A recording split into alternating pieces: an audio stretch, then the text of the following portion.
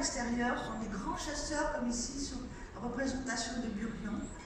Et donc on a vraiment ce double regard, une femme fragile, dépendante de l'homme, qui participe très très peu à la vie quotidienne et qui est surtout là pour, en fin de compte, s'occuper des enfants et s'occuper des enfants. Le mythe très fréquent qu'on retrouve, qui est absolument faux évidemment avec les données qu'on a maintenant, c'est la représentation de déjà une préhistoire très violente, et on le sait, pour ayant travaillé sur ce sujet, qu'il y a très peu de témoignages de violence, de guerre pendant le Paléolithique, pendant cette période de chasseurs-cueilleurs, et aussi le rapt des femmes. Bon, là aussi, c'est complètement extravagant, c'est basé sur tout un imaginaire qui fait bien sûr penser à l'enlèvement des Sabines. L'autre versant, c'est qu'il y a une reconstitution au XIXe siècle de la famille préhistorique, surtout pour les Homo sapiens, sympa pour les vieilles espèces, d'une famille un peu à l'image, en fin de compte, de la famille du XIXe siècle. Parce qu'il faut savoir que la préhistoire est d'Europe occidentale. Elle apparaît au milieu du XIXe siècle, en Europe occidentale, c'est-à-dire en France, en Belgique, en Italie et en Espagne. Donc c'est vraiment dans un monde européen occidental qui va être baigné d'idéologie et dont on va parler actuellement avec les fameux savants. Dans les BD, vous connaissez tous là aussi, et les livres, le roman préhistorique qui prend corps vers le 1880, on a beaucoup de récits où là c'est pareil, le héros est toujours masculin. Il n'y a pas de héros féminin. Et donc on a souvent là aussi une image complètement faussée des hommes préhistoriques qui sont à l'image de Rahan, qui est pourtant très célèbre. Voilà, c'est un héros blanc. Donc le sapiens, qui vient pourtant d'Afrique, est blanc. Donc c'est représentation. Il va falloir attendre, en fin de compte, la fin du XXe siècle pour avoir vraiment les premières représentations donc, de héroïnes où la femme a une place importante, alors que vraiment dans la plupart des BD et des livres avant, c'est vraiment une place secondaire. C'est toujours soit le butin des hommes, soit les hommes vont se battre pour elles, soit elle va s'occuper des enfants, comme je disais tout à l'heure. On a vraiment ces schémas qui sont répétés à la fois dans les œuvres d'art et dans la littérature. Alors, bien sûr, ces récits s'appuient sur les découvertes qui sont faites dans ce fameux XIXe siècle. Et donc, on a, à cette époque-là, des grands changements. Je n'ai pas le temps de m'étendre, évidemment, je prends quelques exemples. Au XIXe siècle, qui concerne notre sujet, c'est-à-dire qu'il va y avoir un changement très très important qui va nous permettre, nous, préhistoriens, de montrer qu'il y a vraiment une discipline qui concerne nos ancêtres. C'est-à-dire qu'on va passer du créationnisme, parce qu'avant, en fin de compte, on considérait que nous étions tous les descendants des fils de Noé. Et là, évidemment, avec la théorie de Darwin, on va rentrer dans ce processus déjà enclenché par le transformisme de Lamarck, mais avec Darwin, on va vraiment s'enraciner dans cette idéologie de l'évolution, de la transformation, dans cette théorie, je vais dire une théorie scientifique, et qui va montrer qu'en fin de compte, nous avons, nous aussi, des ancêtres. Et de ce fait-là, tous les vestiges qu'on avait trouvés à la fin du XVIIIe siècle, au début du XIXe siècle, on va ressortir les fossiles, on va les considérer comme des ancêtres. Et là, évidemment, c'est vraiment la naissance de notre discipline. On trouve aussi beaucoup de matériel lithique, des outils. On va trouver des objets qui vont là aussi indiquer que l'homme vivait à un temps où vivaient les animaux disparus. On va trouver, par exemple, sur un fragment de défense de mammouth, un dessin de mammouth gravé. Donc là, c'est vraiment la preuve que des hommes anciens vivaient, donc on avait des ancêtres. Donc c'est un changement très très important. Et quelque chose qui va être un paradigme très fort en préhistoire, qui est complètement maintenant mis de côté, c'est sur une vision très progressive de l'humanité, unilinéaire, c'est-à-dire qu'on va, en fin de compte, de l'alpha à l'oméga, du plus ancien, du moins civilisé, du moins évolué, au plus évolué. Et donc ça va énormément marquer la préhistoire de cette période de 19e. Ce 19e siècle sont très marqués par la société occidentale patriarcale Et bon, quand ils vont à l'université, quand ils font des études, ils vont être confrontés encore à la vision, bien sûr, des textes religieux et sacrés. D'ailleurs, il y aura beaucoup d'abbés qui vont être préhistoriens. Et aussi, donc, ils vont, bien entendu, être marqués par quelque chose qui va combiner les deux infériorités des femmes, conçues à la fois dans les textes sacrés et religieux que j'ai appelés infériorité par ordre divin, et aussi par les textes, les discours, les textes médicaux. Et ça va être la jonction des deux qui va profondément marquer cette vision, donc cette conception, en fin de compte, de la vie quotidienne des humains préhistoriques, puisqu'ils vont calquer leur système de société, leur système patriarcal sur ces sociétés très anciennes. Et donc ces discours médicaux, là, vont, en fin de compte, appuyer sur quelque chose qui a duré très longtemps, qu'on appelle une infériorité par nature. Bien sûr, ça concerne les femmes, qui sont évidemment, comme l'a dit Pierre Cabanis, qui n'ont pas l'esprit inventif, c'est-à-dire qu'elles ne peuvent pas créer, c'est pas elles qui peuvent tailler des outils, inventer le feu, puisqu'elles n'ont pas cet esprit créatif, mais aussi qui vont évidemment influencer sur la considération de différents peuples, puisque c'est la grande période de l'anthropologie physique, où on va faire des mesures, on va prendre des mesures sur les crânes, par exemple, sur le prognatisme, et on va les comparer aux grands singes. C'est-à-dire que plus les mesures qui vont être prises sur les différents crânes, alors c'est à travers tout le monde entier, sur toutes les ethnies, on va prendre ces mesures et on va donc les comparer. Et plus vous avez des mesures qui sont proches de celles obtenues sur les grands singes, plus vous êtes considéré comme inférieur. Nous allons avoir cette période qu'on appelle le racialisme. On va faire des catégories qui s'appellent les races en fonction de toutes ces mesures, et on va les hiérarchiser. Et donc, il va y avoir une infériorisation de certaines races. Il y aura même des inférieurs, comme les Sains du Kalahari, les Aborigènes d'Australie, et tous ces peuples, les Indiens d'Amazonie. Et donc, on va faire ce que vous avez, cette fameuse échelle des êtres, où tout en haut, évidemment, il y a l'homme blanc occidental. Et Galton, qui est le père de l'eugénisme, donc lui va encore aller plus loin, il va mettre tout en haut l'aristocrate anglais, puisqu'il est anglais aristocrate. Et donc, ce qui va frapper, c'est qu'en fin de compte, dans chacune de ces catégories, de cette mal-mesure de l'homme, comme l'avait appelé Stéphane J. Gould, un très grand paléontologue américain, cette mal-mesure de l'homme a fait ces catégories, et dans chacune de ces catégories, la femme est inférieure à l'homme. Là, quand on a quelques femmes, c'est les femmes de... Il va falloir attendre entre les deux guerres pour avoir des premiers archéologues, surtout anglo-saxonnes, et les premières préhistoriennes, c'est 1950.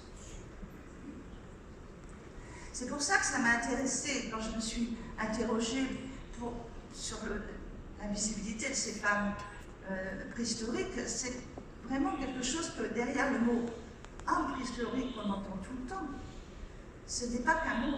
C'est que derrière, il y a une réalité qui est celle dont je viens de vous parler, c'est-à-dire qu'en fin de compte, on ne parle jamais, ou très peu, des femmes, sauf pour dire des rôles de procréatrices.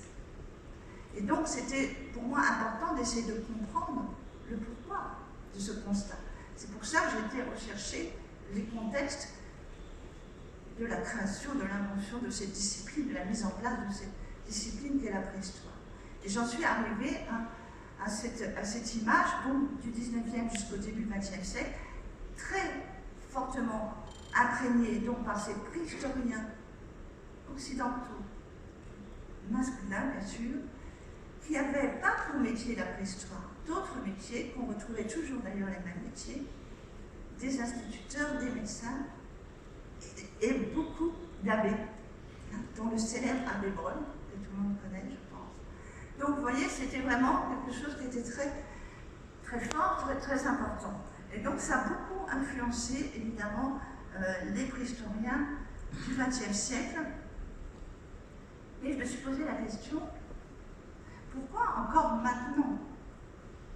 Pourquoi, à la fin du XXe siècle, pourquoi quand j'ai fait mes études, et pourquoi au XXIe siècle, on avait toujours cette vision où il y avait très peu de considération, si j'ose dire, pour les activités féminines. On disait toujours, c'est les enfants et la cueillette. Et voilà. Alors que les hommes avaient inventé le feu, les hommes avaient inventé la taille des outils, fait toutes les chaînes opératoires, avaient pris les grandes, étaient des grands chasseurs. Et en plus, on minorait les activités. C'est-à-dire que quand on disait les hommes à la chasse, les femmes à la cueillette, on sentait que quand même l'économie et tout, il y a même eu un colloque dans les années 60-70, qui s'est prolongé en 70, un deuxième colloque, sur le modèle de l'homme chasseur, qui est le fondateur, en fin de compte, de la société humaine. Donc c'était vraiment pour moi important aussi de savoir pourquoi ça perdurait. Et en fin de compte, ça a perduré parce qu'il y a eu un relais qui a été pris, c'est le relais du comparatisme ethnographique. C'est-à-dire que on va faire de ce qu'on appelle l'ethno-archéologie. On va aller regarder chez les peuples chasseurs-cueilleurs comment ça se passe.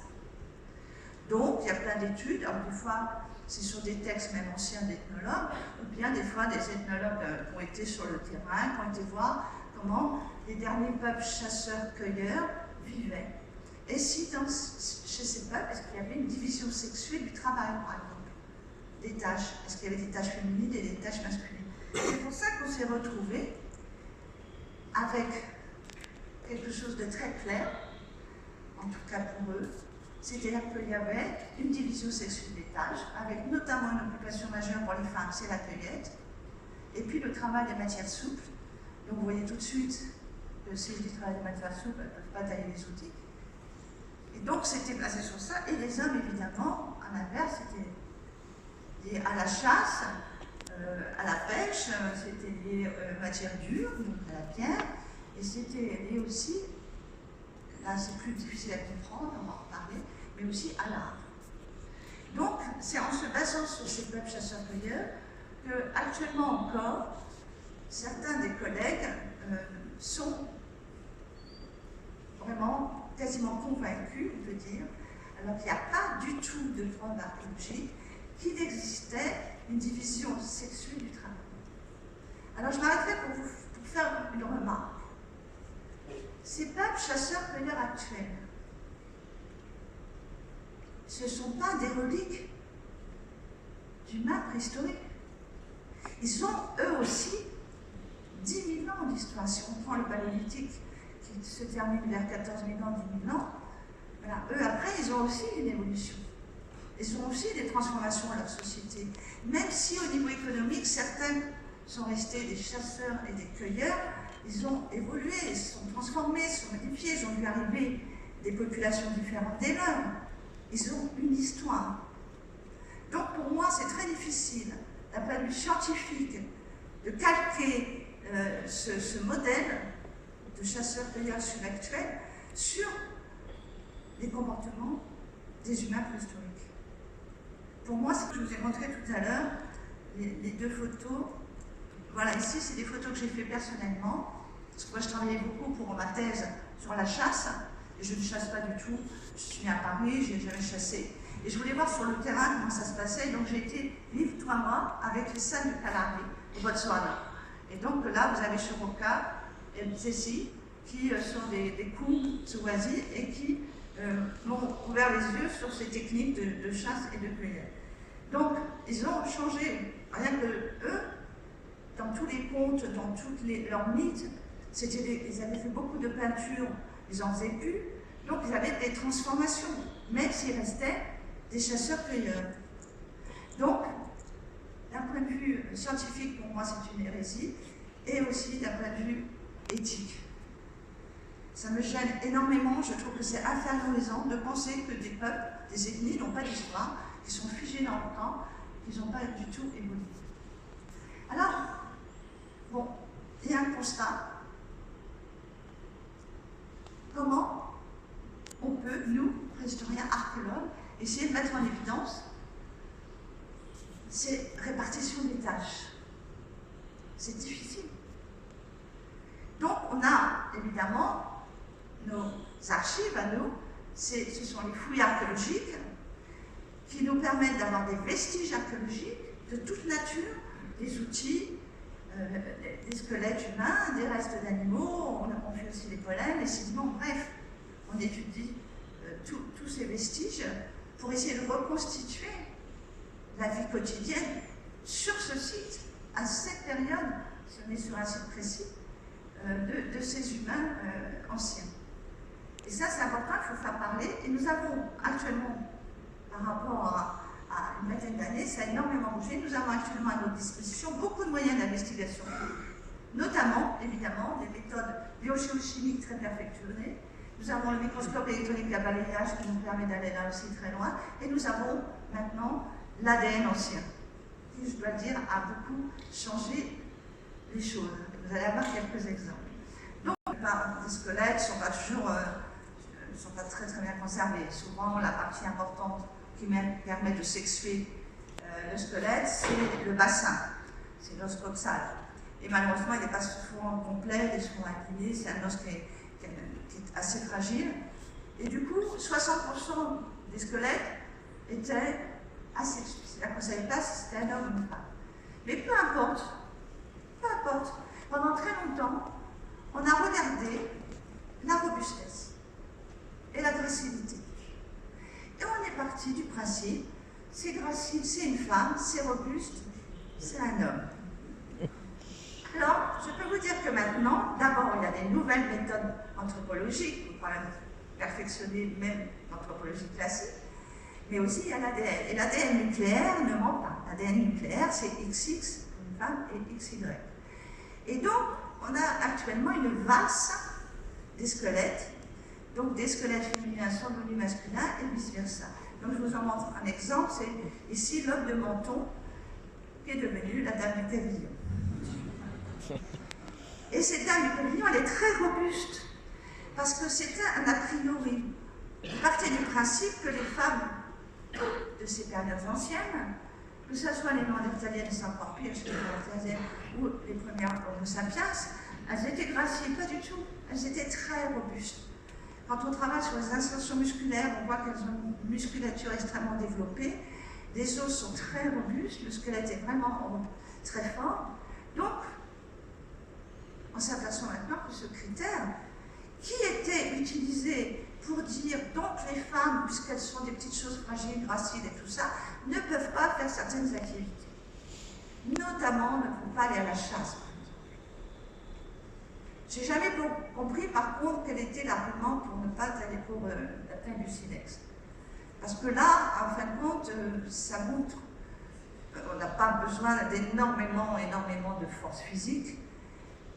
On a surtout besoin d'intelligence, de capacité cognitive, hein, puisqu'il faut faire les chaînes opératoires pour arriver de la pierre brute à un outil.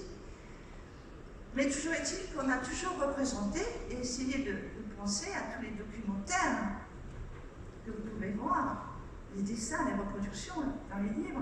Là, c'est toujours les hommes qui taillent les outils.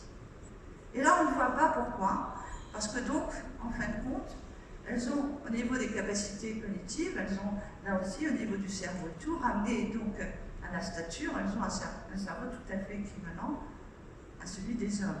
Donc, c'est le fait qu'on dit, ah non, non, les femmes n'ont jamais chassé. Les femmes. Non, non, elles chassaient, mais elles étaient seulement rabatteuses. Alors, ça demande quand même rabatteuses, vous voyez, ça demande quand même des déplacements et un peu de... Et puis, elles ne font pas couler le sang, donc elles n'ont pas des armes perforantes, elles n'ont que des gourdins, donc elles peuvent chasser que du petit gibier. Voilà. C'est la vision, et ça s'appuyant aussi sur le fait que plusieurs sociétés, pas toutes d'ailleurs, de chasseurs-cueilleurs subactuels, c'était comme ça, c'était des hommes qui allaient à la chasse avec des armes perforantes. Et là aussi, patatrac. Parce qu'en fin de compte, ces sépultures maintenant qu'on étudie, où on peut aller d'une façon plus sûre vers la sexualisation donc, du squelette, on s'est aperçu qu'il y avait dans certaines sociétés, comme ici, les chasseurs-cueilleurs du Pérou, et bien, qu'il y avait des femmes dans ces communautés-là qui allaient à la chasse. On a trouvé des armes de chasse avec ces squelettes féminins. Parce que là aussi, jusqu'à il n'y a pas si longtemps, même si vous n'avez pas la nature du squelette, s'il y avait des armes de chasse, c'était un homme. Donc évidemment, c'est un peu un raisonnement circulaire.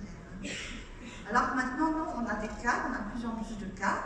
Donc là aussi, c'est intéressant de voir que, comme pour la taille des outils, il y a des sociétés dans lesquelles les femmes chassaient.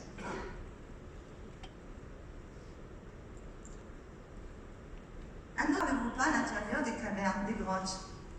On dit toujours les humains des cavernes, les hommes des cavernes, mais en réalité, ils vivaient à l'entrée, ils vivaient dans les abris, ils vivaient en plein air, donc c'était un peu là aussi l'image mythique de l'homme des cavernes. Mais en tout cas, les femmes, je ne sais pas vous expliquer pourquoi, parce qu'il n'y a pas d'explication, c'était comme ça. Les femmes ne pénétraient pas à l'intérieur des cavités, donc comme elles ne pénétraient pas, elles ne pouvaient pas aller faire avoir fait les peintures qu'on retrouve dans les grottes.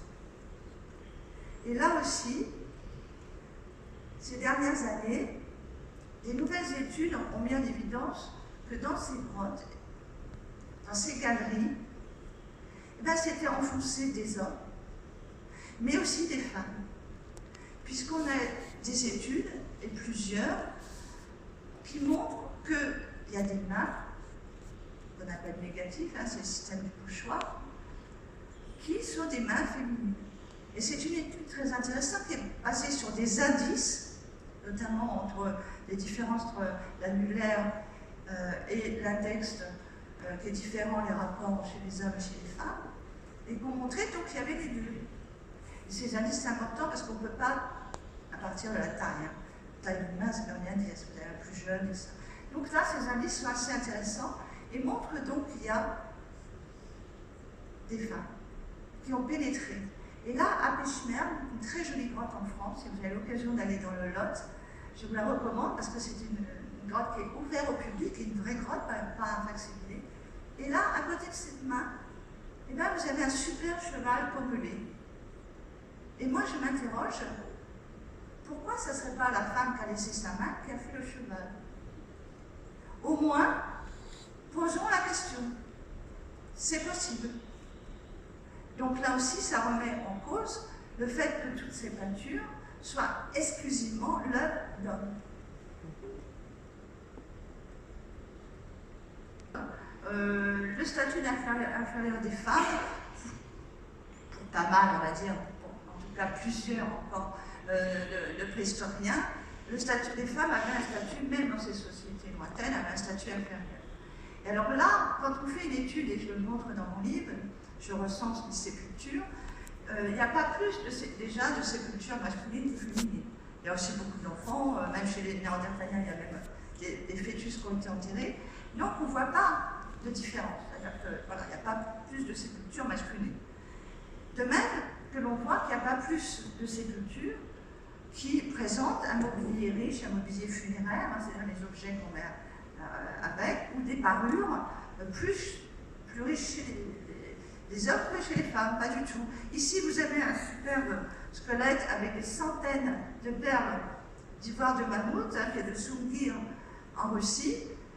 Et donc là, c'est un homme. Et vous avez donc la dame du camion qui a une superbe coiffe, là aussi, très élaborée. Et aussi, vous avez une tombe très sophistiquée, qui est presque un petit tumulus, etc., qui est la sculpture d'une femme. Donc, rien ne montre, si vous voulez, en tout cas dans le traitement des morts, de différence de statut social. Ce qu'on verra plus tard. Et ça, c'est quand même une donnée extrêmement intéressante. C'est Vénus, en plus, qu'on a appelé Vénus, parce qu'évidemment, c'est un préhistorien qui a donné ce nom en 1908. Donc voilà, c'était sa vision, n'est-ce pas? Donc la déesse, évidemment, de l'amour. Et donc ces statuettes, c'est très important de voir qu'elles s'étalent. S'étalent, c'est 25 000 ans. Donc là aussi, j'ai vraiment souligné ça dans mon texte, il faut faire très attention, là aussi, de ne pas télescoper ces 25 000 ans. C'est-à-dire que ces statuettes s'étalent, même sur les parois, c'est 25 000 ans. Et ça va de l'Angleterre jusqu'à l'Altaï, en Sibérie. Donc, ça, en plus, au niveau géographique, comme au niveau du temps, c'est très vaste, c'est très long. Donc là aussi, il faut peut-être envisager des motivations différentes en fonction des sociétés. Parce que ces sociétés préhistoriques, de ces périodes-là, on va dire entre 300 et 10 000 ans, sont extrêmement diversifiées. Il y a des traditions culturelles très marquées, très fortes. Ce n'est pas du tout les mêmes cultures. Et même à la même période, si vous travaillez, comme je l'ai fait en Crimée, et si vous travaillez en France, vous allez avoir des traditions, même à la même période, des traditions différentes. Donc c'est diversifié. Donc forcément que leur système social, leur mythologie, leur cosmogonie, forcément était différent. Pas de façon extravagante, mais quand même différent. Donc là, toutes ces statuettes, il ne faut pas vouloir, comme on l'a fait très longtemps, leur donner une seule raison d'exister. Les motivations ont été probablement très variées, très diversifiées. Et ces statuettes, évidemment, pendant très longtemps, elles n'ont été regardées que par les hommes. Il y a eu très tardivement des spécialistes de l'art, des préhistoriennes, donc femmes. Très tardivement. Donc, là aussi, on a eu toujours ce regard qu'on peut appeler, si on compare au cinéma, le bel gaze. Et ça a été intéressant de voir que c'est toujours forcément les mêmes choses qui sortaient, avec toujours la vision de la femme modèle, et pas artiste. Toujours cette vision, voilà, la femme est modèle. Alors, nous avons eu beaucoup, bien sûr, d'interprétations de divinités féminines. Bien sûr, moi je pense que dans toutes ces statues, il y a des divinités féminines qui sont vénérées, par exemple, pour la fécondité, parce que beaucoup d'entre elles, comme ici la Dendorf, beaucoup d'entre elles montrent des attributs sexuels féminins très marqués. Beaucoup, enfin, quand même une grande partie sont enceintes. Donc c'est vrai qu'il y a un rapport, probablement, avec la fécondité, la fertilité du gibier, etc. Il y a quelque chose qui, probablement, de cet ordre-là. Mais nous avons la petite Brassenpouille, et nous avons aussi d'autres statuettes féminines qui sont tout à fait différentes. Et là, par exemple, les petites statuettes que vous voyez, les plus allongées et complètes, c'est l'Altaï Sentinelle. Et là, c'est intéressant parce qu'il y en a qui sont avec des anoraks, qui sont habillées. Donc, vous voyez, c'est déjà différent. Elles sont toutes menues, et même côté occidental aussi, on a d'ailleurs des statuettes féminines qui sont extrêmement fines. Donc, on a un peu de tout. Et surtout, j'ai insisté sur celle-ci, c'est pour ça que je vous la présente. Il y en a quelques-unes perforées. Elles sont très petites. Hein. Et quand on regarde, on a fait l'analyse du trou de perforation, on voit que ça a été porté. Il y avait un lien et c'était porté. Il y a des traces d'usure. Et ça, c'est très intéressant parce que ça peut être très bien, si on change de perspective et qu'on propose l'hypothèse qu'il y a des femmes qui ont fait ces statuettes, on peut aussi envisager que ces statuettes ont été faites par des femmes pour des femmes. Et par exemple, nous avons à ces périodes-là quelque chose qui est très marquant, c'est-à-dire dans la mortalité, on a une différence entre les hommes et les femmes. On a pas mal de femmes qui meurent avant 40 ans. On n'a pas de femmes au-delà de 40 ans, alors qu'on a, je parle pour les homo sapiens, alors qu'on a des hommes de 55 ans. En plus, on a une très, très belle sépulture, très émouvante, une sépulture, une gravétienne qui date de 24 000 ans en Italie, qui montre donc un squelette de femme avec le bébé qui avait sorti. Donc une grande mortalité en couche probablement. Donc c'est un moment difficile parce qu'évidemment à ces périodes-là, il n'y a pas de césarienne, etc. Donc c'est quelque chose, un cap à franchir. Donc pourquoi ne pas proposer, ce qui a été fait, comme hypothèse que certaines d'entre elles étaient des amulettes pour justement porter chance à ces moments très difficiles. En Asie, mais sinon il n'y a pas vraiment de société où la femme domine. Par contre, nous avons dans les périodes historiques, dans différentes régions du monde, nous avons encore moins, mais nous avons eu beaucoup de sociétés matrilinéaires. C'est-à-dire que la transmission des savoirs, des savoir-faire, du nom, des biens se fait du côté de la mère. Donc je pense que là, on peut aussi tout à fait, plutôt que sans aucune preuve, décréter que le patriarcat a toujours existé, ce système, de tout temps, comme j'ai pu le dire, proposer que non, qu'en fin de compte, il y a peut-être des sociétés plus patriarcales, si on prend ce terme pour cette période très ancienne, mais qu'il y avait peut-être d'autres types de sociétés, notamment des sociétés matrilinéaires. Parce qu'il faut vous dire que ces sociétés, ce sont des petites sociétés sans État. Hein. Il n'y a pas de hiérarchie évidente, en tout cas on n'a pas de preuves. On a des clans réduits en taille, entre 30 et 50, hein, où il y a pas mal de consanguinité. Si on l'a vu, on a beaucoup de preuves au niveau de l'ADN qui montrent qu'il y a une consanguinité assez importante. Donc on peut avoir les premières sédentarisations dans le croissant fertile, hein, notamment en Anatolie. Et donc là, on va avoir évidemment la sédentarisation et la domestication des plantes et des animaux. Et après, on va avoir arrivé de ces agriculteurs-éleveurs, ils viennent avec leurs graines, avec leurs animaux, protégés, on voit les palissades, on voit les fossés, etc., etc. On voit les élites qui apparaissent, et on le voit très bien dans les sépultures. Donc il y a les tombes de riches et des tombes de pauvres, des tombes de travailleurs et des tombes de maîtres. Ça on le voit avec la paléopathologie par exemple aussi. Donc il y a quelque chose, vraiment le système change sur ces plusieurs millénaires. Il y a vraiment un changement très très important. Et probablement que ça, évidemment, c'est dans ces changements que la position des femmes, le rôle des femmes a peut-être changé. Ce qui est important de voir, c'est que plusieurs preuves convergent vers le fait que peut-être les femmes seraient à l'origine de l'agriculture.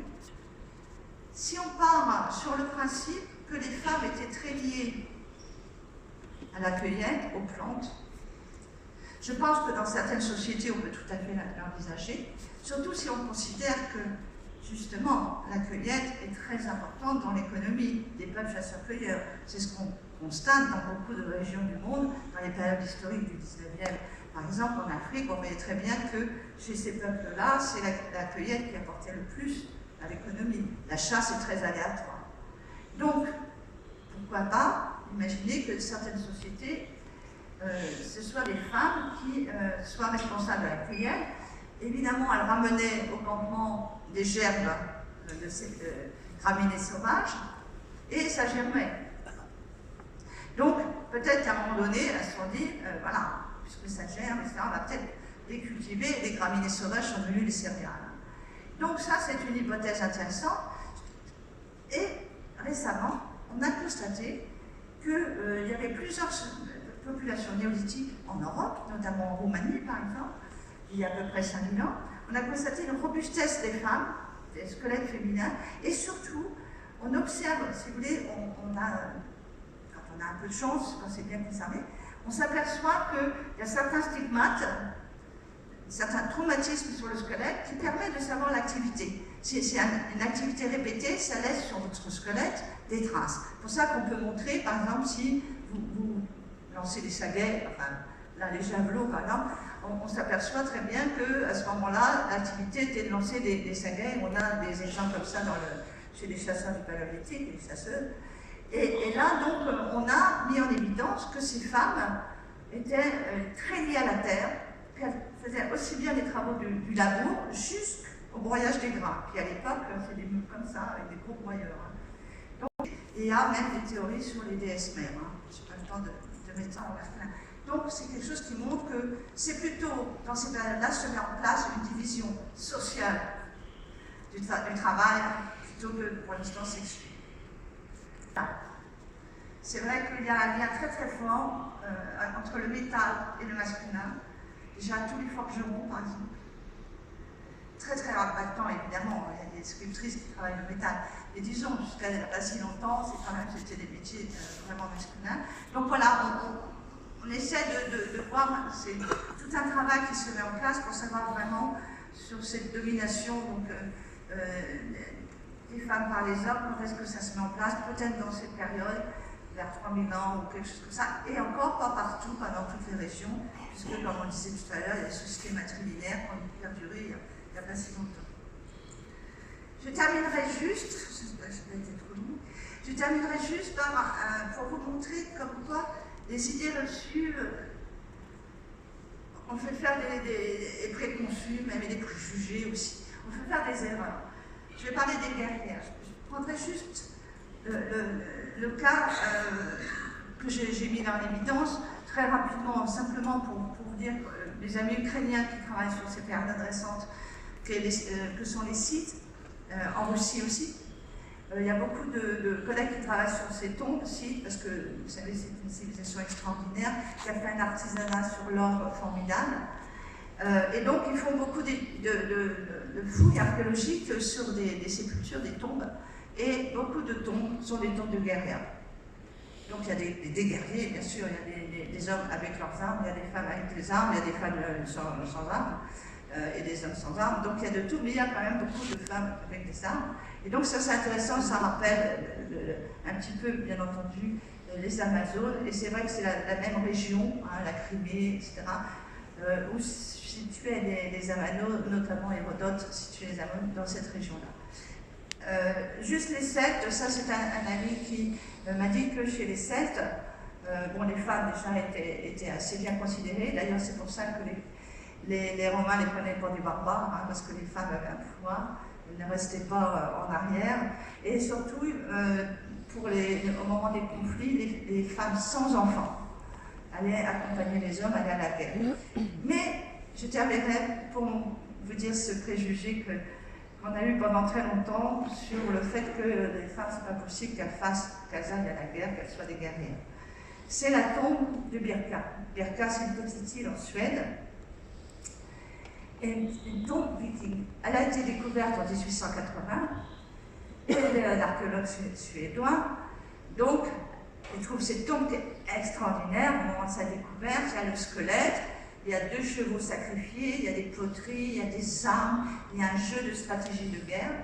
Et évidemment, il va dire, on a trouvé la tombe du grand chef viking. Ça va devenir l'archétype, c'est dans tous les livres scolaires.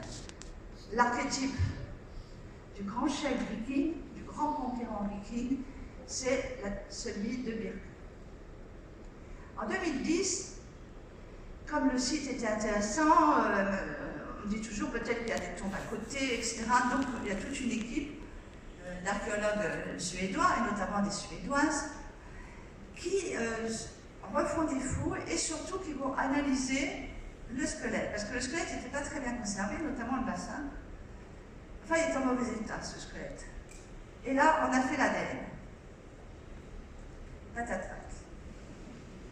C'est XX. Donc, vous voyez, c'est quand même intéressant. Parce que, du fait qu'il était comme ça, armé, avec beaucoup de matériel qui montrait que c'était un chef de guerre, parce une chef de guerre. Et ça, je trouve que c'est intéressant, puisqu'on ne voit pas pourquoi, il y en a eu aussi dans l'histoire. Même des reines, des régions, tout ça, quand on menait des guerres. Mais là, vous voyez, c'était parti sur ça, non, c'était pas possible. Et maintenant, beaucoup des collègues qui travaillent justement en Suède, en Norvège, sur les Vikings, et tout montre qu'en fin de compte, c'est une société qui était, bon, pas forcément très égalitaire non plus entre hommes et femmes, mais quand même qu'il y avait certaines d'entre elles, bon, les femmes étaient assez bien considérées et avaient droit un petit peu au chapitre, notamment dans les moments de conflit.